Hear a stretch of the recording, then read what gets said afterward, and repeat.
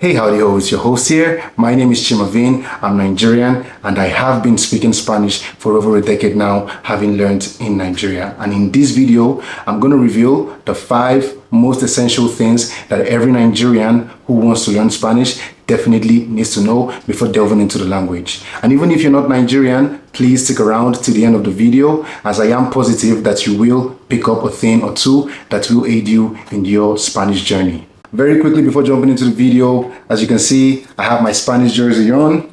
You already know who your boy is going to be supporting in the 2024 Euros. Spain is bringing it home, baby. All right, back to the video. Point number 5, cinco.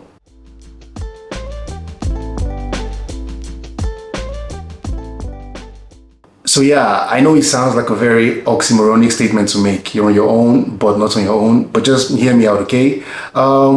You know how the French people basically have l'Alliance Française, which is responsible for promoting the French language and culture to the outside world? Or the Germans with the Goethe Institute? Well, Spain has a very own El Instituto Cervantes. And let me tell you, that is one very cool name, Cervantes.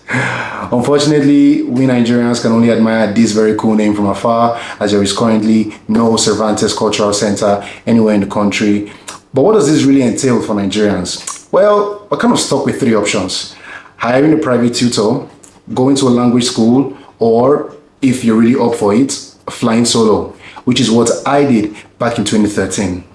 However, although these are very viable options, they really do not come close to what a cultural center has to offer in terms of cultural richness, language immersion, and above all, educational resources. So, from the perspective of a body or an institution that promotes and facilitates the learning of Spanish, you're very much on your own.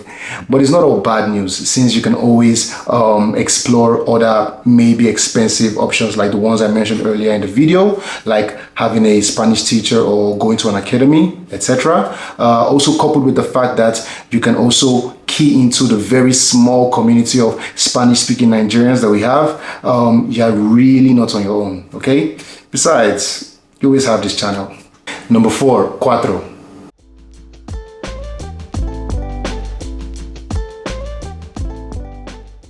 One of the major obstacles you will encounter if you are learning Spanish here in Nigeria is finding people with whom you can actually practice the language.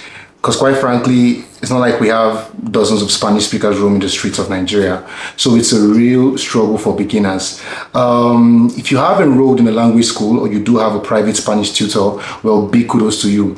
But sadly, even that at times isn't quite enough, because you do need loads and loads of practice to get really good at the language. And that is where language exchange comes into play. So the whole idea of language exchange is you search online for Spanish speakers who are keen on improving English as their target language. So in each session, maybe you get to speak 20 minutes Spanish, 20 minutes English, and in that way, both parties benefit from the exchange. There are tons of websites and mobile apps that offer language exchange programs, but the one I strongly recommend is Italki. I'm going to drop the link down in the description box below. The language exchange on Italki is completely free, and trust me, it's a gem of a website. You should definitely check it out.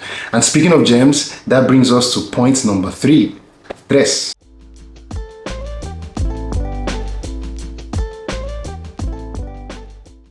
Yes, you are a gem. Well, maybe not yet, but you definitely have the potential to be. And here's a little piece of motivation for you on those nights where you are struggling to motivate yourself to study Spanish. It's not such a rare sight to see a Nigerian speaking French or English, obviously, but Spanish? Spanish is such a scarce commodity here in Nigeria, and I'm not saying this because I speak Spanish, but the fact is that there's a very huge demand for Spanish speakers, not only in Nigeria, but Africa as a whole, and very little supply. And let's remember, Spanish is the second most spoken language in the world, even ahead of the almighty English. So, speaking Spanish can literally unlock a whole new world of opportunities, doors, and pathways in both your professional and your personal life. 2, dos.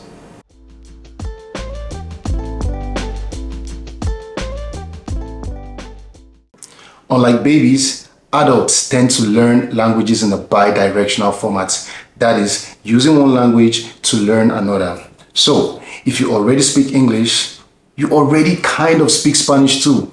And this is something I'm going to cover in future videos. Essentially, a large chunk of English comprises of words with Latin roots, and Spanish is a derivative of Latin. Therefore, it goes without saying that English and Spanish share a lot in common with respect to words, grammar, and syntax. But here's a catch. According to various studies, Spanish is the second fastest spoken language in the world. And this sheer speed makes it really tough to comprehend native speakers. Ultimately, when you start learning Spanish, your focus should be on training your brain to recognize the English patterns to be able to pass it all together. And for that, you will need to prioritize auditory input by listening to lots and lots of slow, comprehensible Spanish. Input overload to maximize output. And finally, coming in number one, numero uno.